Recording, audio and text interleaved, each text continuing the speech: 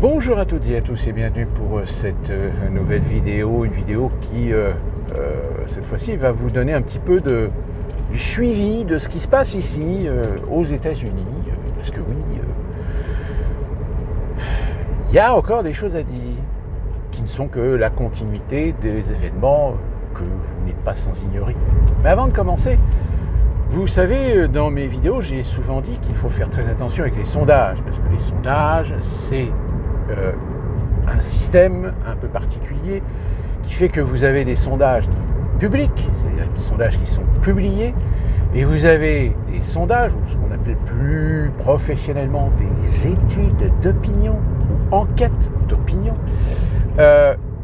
qui sont commanditées par en soi des sociétés, etc., mais aussi les partis politiques. Parce que pour les partis politiques, ils ont besoin, eux, d'avoir des données réalistes, des données authentiques, et non pas des données issues de sondages qui parfois sont très orientés, parce que le système de sondage aujourd'hui, c'est un système que je vous avais déjà expliqué, qui fonctionne non plus aujourd'hui des gens qui vous appellent en disant « Bonjour, c'est pour un sondage ». Non, aujourd'hui, vous avez des sites sur lesquels vous pouvez vous inscrire et vous participer, c'est-à-dire qu'on vous envoie des mails de notification si vous voulez participer à une enquête.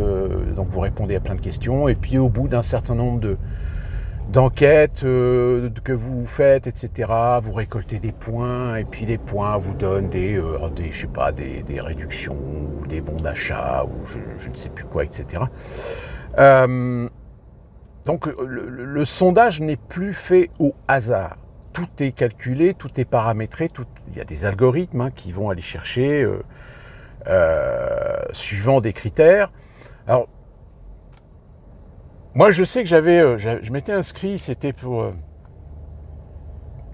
à l'époque c'était quoi ? Je crois que ça devait être pour le Crédit Agricole, qui choisissait des clients et vous remplissiez un formulaire où vous donniez votre catégorie sociale professionnelle, où vous habitez, etc. Puis aujourd'hui, les algorithmes, avec ce genre d'informations, ils peuvent définir si, évidemment, si vous habitez en centre-ville, ça veut dire que vous gagnez un bon salaire. Si vous habitez en banlieue, ça veut dire que peut-être, avec votre catégorie professionnelle, si vous êtes salarié, employé, ou si vous êtes cadre, ou agent de maîtrise, etc., on peut définir plus ou moins votre profil pour savoir que si on vous interroge, il y a peut-être des chances que vous donniez des réponses, que vous alliez avec une orientation plutôt de gauche ou de droite. Enfin bon, voilà, là je simplifie, mais bon. Et bien figurez-vous que le Parti Socialiste et Europe Écologie Les Verts, ils ont eu les résultats d'une enquête d'opinion. Une enquête d'opinion qui se basait sur ce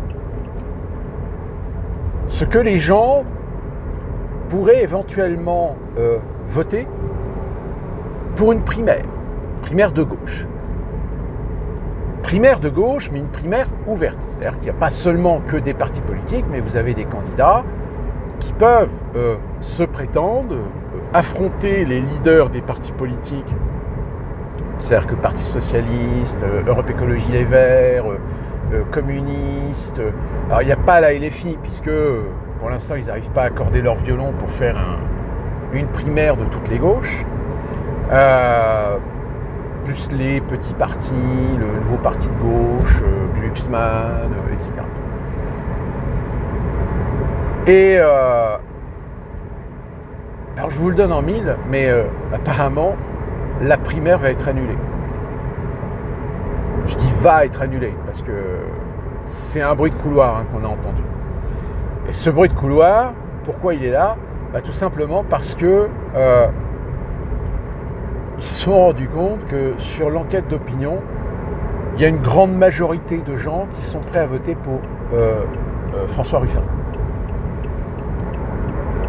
Et le fait que ce soit François Ruffin, Faure et Piton de Lier, ils disent non, attends, c'est bon quoi.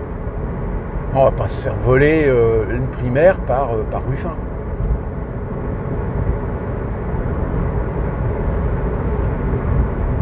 Donc même si, bon, aujourd'hui, je trouve que Ruffin, il est parti un petit peu en délire.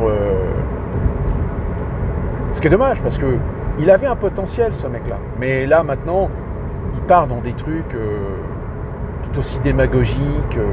Enfin, bref.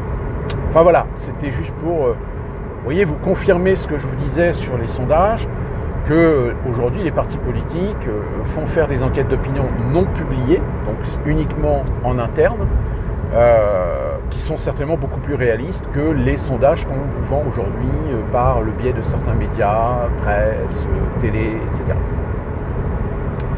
Revenons, alors, qu'est-ce qui se passe aux États-Unis ? Vous l'avez vu, hein, la guerre en Iran, c'est j'avance, recule, j'avance, je recule, j'avance, je recule, j'avance, je recule. Très clairement, aujourd'hui, une grande partie des Américains sont plus dupes sur le fait de la capacité de Trump d'essayer de trouver une issue à cette guerre. Et surtout au niveau évidemment des progressistes, mais aussi une partie des républicains. Aujourd'hui, on reproche à Trump finalement d'avoir mis le doigt là où il n'aurait pas dû le mettre. Mais encore une fois, on n'est pas dans l'aveu, même si ça circule, du fait que oui, peut-être que Trump s'est laissé mener le bout du nez par Netanyahou, un truc comme ça. Ça, je vous rassure, ça circule quand même. Mais en plus de ça, le problème, c'est que les conséquences, évidemment, économiques, même si pourtant les États-Unis aujourd'hui ont une indépendance énergétique, cette indépendance énergétique, elle n'est pas suffisante. Elle est suffisante si on a une politique de restriction pour pouvoir faire tourner l'économie, mais au ralenti. Or, vous savez qu'aux États-Unis, dire faire tourner l'économie au ralenti, c'est un pléonasme. Sauf que malheureusement, la situation, c'est que la situation économique, oui, elle est en train de tourner au ralenti. Alors on a plusieurs éléments. Déjà, l'essence. Vous savez qu'aux États-Unis, la route, les transports routiers sont très, très, très importants pour alimenter, pour faire circuler les marchandises. Le train, malheureusement, c'est un outil qui a été très délaissé pendant des décennies, si bien que il y a encore, oui, pour des très longs trajets, mais surtout sur des lignes qui permettent les échanges de marchandises entre le Canada et le Mexique. Mais d'une manière globale, tout ce qui sort des ports, en général, c'est récupéré par des camions et ensuite redispatché dans les alentours. Vous avez même des routiers aujourd'hui, qu'on appelle des routiers transcontinentaux, c'est-à-dire que ce sont des routiers qui font tout le territoire des États-Unis, comme aussi des routiers qui font toute l'Amérique du Nord. C'est-à-dire qu'ils ne se contentent pas uniquement des États-Unis, ils font aussi le Canada et le Mexique. Tout comme au Canada, vous avez des routiers qui, aujourd'hui, on va dire, ont une croissance d'activité parce qu'ils compensent le fait que l'essence aux États-Unis, malheureusement, surtout le diesel, le gazole, est devenu très très cher.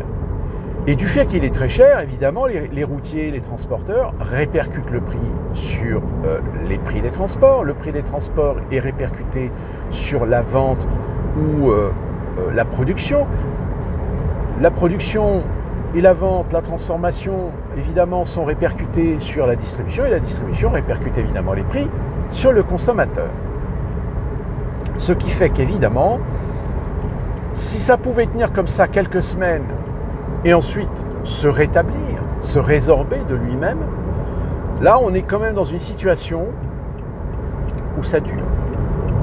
Alors de temps en temps, l'essence en effet baisse,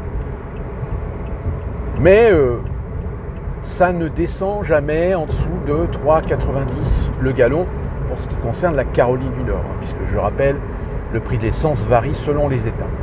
Mais par exemple en Californie, ils ont tapé les 8 $ le gallon. À 8 $ le gallon, ça commence à faire mal au cul. Et du coup, il y a une contraction. Alors une contraction de la consommation, c'est-à-dire qu'on sent bien que les Américains aujourd'hui consomment un peu moins, c'est-à-dire un peu moins en surconsommation, c'est-à-dire qu'ils continuent à consommer, mais ils font un peu plus attention. Ils vont plutôt dans des priorités. Et la priorité, c'est finalement être fidèle à une enseigne.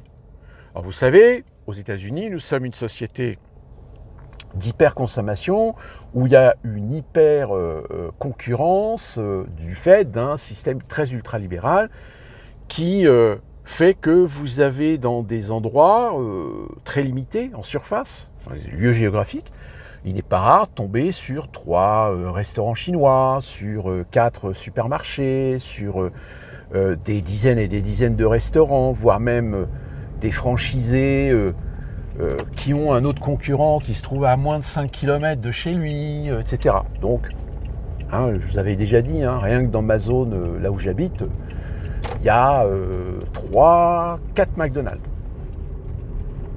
J'ai le choix. Puis en plus, c'est des McDonald's qui sont à quoi ? 5 minutes, 2-3 minutes de chez moi. Alors du coup, vu qu'il y a une contraction, les réseaux de grande distribution aujourd'hui aux États-Unis commencent à appliquer un level sur le stockage. C'est encore aux États-Unis, il y avait du stock. Là, on sent bien que les Américains, ils commencent à faire un petit peu ce qu'on voit en France depuis maintenant de nombreuses années, c'est-à-dire que c'est du flux tendu. Ce flux tendu, c'est quoi ? C'est concrètement, quand vous alliez dans un McDonald's, je prends McDonald's, mais quand vous alliez dans un McDonald's, à mon époque, de préférence sur les heures de pointe, je ne parle pas en heure calme, mais en heure de pointe, vous arrivez, vous commandez, votre plateau, vous l'avez en 5 minutes. Pourquoi ? Parce qu'ils produisaient à l'avance pour pouvoir être rapide. Aujourd'hui aux États-Unis, ça je vous en avais parlé, mais là ça devient de pire en pire, quasiment tous les fast-food, t'en as presque pour 20 à 30 minutes d'attente. Parce qu'ils font tout à la commande. Ils ne préparent plus rien d'avance. C'est-à-dire que le terme fast n'a plus aucun sens, est complètement démagogique. Ce qui fait que aujourd'hui, ce qui est assez amusant d'ailleurs, c'est que par exemple, vous avez beaucoup de restaurants mexicains et évidemment les Chinese buffets qui aujourd'hui voient leur chiffre d'affaires augmenter parce que eux sont capables de fournir rapidement. Ce qui est un peu un pléonasme, parce que un fast-food comme McDonald's, Wendy's, Burger King, KFC, Five Guys, Bojangles et j'en passe, sont censés fournir une commande rapidement. Sauf que là, aujourd'hui, c'est tout le contraire. C'est-à-dire qu'il y a des fois des petits restaurants qui font ce qu'on appelle du to-go, c'est-à-dire à emporter, qui sont parfois bien plus rapides que les fast-food. Donc il y a un ralentissement de la consommation. Donc ça veut dire qu'il y a une répercussion sur les chiffres d'affaires. Donc vu que les chiffres d'affaires commencent un petit peu à baisser, eh bien ils sont en train de réduire les shifts. Ce qu'on appelle les shifts, c'est les plannings des employés. Or, vous le savez, il y a beaucoup de secteurs d'activité où les gens vivent difficilement de leur salaire. Donc aujourd'hui, quand vous avez des entreprises qui commencent à réduire la voilure des plannings, du coup, ces gens-là qui gagnaient peut-être, 600, 700 dollars tous les 15 jours, ils ne gagnent plus que 400 ou 500 dollars. Ils perdent 100 à 200 dollars voire 400 dollars ou 500 dollars par mois. Donc, qu'est-ce qui se passe ? Il se passe qu'il y a des gens qui ne restent pas. Ils vont trouver un autre boulot où au moins ils ont peut-être la garantie de bosser 40 heures par semaine. Parce que je rappelle, pour ceux qui ne savent pas, aux États-Unis, vous êtes embauché à 40 heures. Moi, je suis embauché à 40 heures. Mais il y a un principe de flexibilité qui fait qu'en réalité, vous ne faites jamais 40 heures. Vous faites 35, 36, 38, 37 heures. Donc, quand tout d'un coup, vous avez une baisse d'activité, ils réduisent les heures. Là, par exemple, moi, cette semaine, je fais 24 heures. Et la semaine prochaine, je fais à peine 20 heures. Donc, vous comprenez que, au niveau du salaire à la fin du mois, ça fait un peu mal. Alors, moi, ça va, parce que je suis pas endetté, j'ai pas de crédit, je peux assumer les prélèvements sur lesquels puisque aux États-Unis, c'est comme en France. En France, vous avez le prélèvement automatique à la source, hein, je crois. Donc ici, aux États-Unis, c'est pareil. Donc, tout est prélevé à la source. Donc vous n'avez pas, d'impôts à payer en plus, genre un tiers payant ou un truc comme ça. Et donc, évidemment que ça pose problème. Et ça, évidemment qu'on ne rate pas Donald Trump d'être responsable de la situation. Puisque même si, encore une fois de plus, la situation, elle dépend aussi de certains paramètres qui étaient avant la guerre en Iran, là, tout est en train de se tasser. Or, le tassement, si vous avez des corporatismes qui arrivent à gérer, moi je vous donne juste un exemple, on a des produits, on a des opérations, et ils essaient de développer des opérations avec des partenaires, c'est-à-dire d'autres marques. Or là, les autres marques, certaines marques avec lesquelles ils avaient l'habitude de travailler, ne veulent plus leur permettre d'avoir un tarif unitaire réduit par les grandes quantités qu'ils achètent. Donc du coup, là, ils ont annulé des OP et on va reprendre des OP avec des partenaires qui, eux, conservent encore le contrat, mais ça rompt complètement le principe de diversification de certains produits, de certaines opérations. Et ça, on le constate partout. Et s'ajoute à cela, évidemment, comme je vous avais déjà expliqué dans les précédentes vidéos, le problème de la disponibilité sur le marché du travail de gens compétents. C'est-à-dire que le savoir-faire, l'expérience se fait de plus en plus rare. Donc, on embauche des jeunes ou des vieux, mais qui malheureusement ne sont pas opérants. Les jeunes, parce que les 2 tiers en ont rien à foutre, t'as beau leur expliquer un truc, en plus ils font pas attention, donc ils font des conneries, et les conneries, ça coûte de l'argent. Et puis les personnes âgées, c'est pareil. Elles n'ont pas la capacité de productivité, de rapidité de travail qu'un jeune. Donc là, aujourd'hui, on est confronté à un truc qui est complètement absurde. C'est-à-dire on démultiplie les procédures, on démultiplie les tâches, mais on a de moins en moins de gens qui sont capables d'assumer les tâches. Et donc, évidemment, la répercussion, c'est que le client est insatisfait, le produit n'est pas de bonne qualité, Et ça, c'est en train de progresser. Et ce qui est amusant, c'est de voir sur les réseaux sociaux, enfin surtout les sites adaptés où tu peux laisser ton opinion, ta critique, etc. Vous verrez toutes les grandes franchises, etc. s'en prennent mais plein la gueule. Plein la gueule parce que le service est déplorable, la rapidité de service est inexistante, et en plus de ça, quand tu contestes les managers, on sent qu'ils en ont rien à foutre. Ils n'en ont rien à foutre parce que, en général, les managers ici, c'est pas comme les managers en France, c'est qu'ils ont de moins en moins de pouvoir. Ils ont le seul pouvoir, c'est de dire « Oh, I'm sorry. Oh, I apologize for that. Oh, I'm sorry. » Non mais, ok, t'es désolé, mais on fait quoi, là? Ah, ben, je peux rien faire d'autre, je suis désolé. Il n'y a même pas le geste commercial, tu vois. Ça, non, on n'a pas le droit de le faire. C'est dingue. Enfin, voilà, la situation est en train de péricliter. On n'est pas encore à un statut ou à une situation où des Américains vont commencer un petit peu à grogner, etc. Mais par contre, le midterm, qui arrive au mois de novembre, je pense qu'il va être un thermomètre très intéressant à observer. Et je pense que Donald Trump va passer les 2 dernières années de son mandat à rien foutre, parce que il aura non seulement perdu la Chambre des représentants, et il va avoir perdu le Sénat. Puisque là, actuellement, vous avez des sièges qui sont remis en jeu. Alors, ils réussissent à en gagner quelques-uns. Alors, paradoxalement, ils en gagnent un peu en Californie. Mais ça, la Californie, bon, c'est un cas un peu à part, je vous en ai déjà parlé. Mais il y a d'autres États où, pourtant, ils étaient majoritaires. Aujourd'hui, ils se font damner pion par des démocrates. Mais on en reparlera. Certainement au mois de novembre, on fera un petit bilan, on verra comment ça se passe.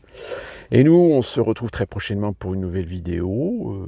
Portez-vous bien, et puis Alors, je ne vous ai pas trop parlé de la situation avec l'Iran, parce que, comme je vous ai dit, ça change du jour au lendemain. Un jour, c'est bon, un jour, c'est pas bon, un jour, ça attaque, un jour, ça bombarde, etc. Donc là, c'est un peu compliqué de faire un état des lieux. Bonjour, petit mieux.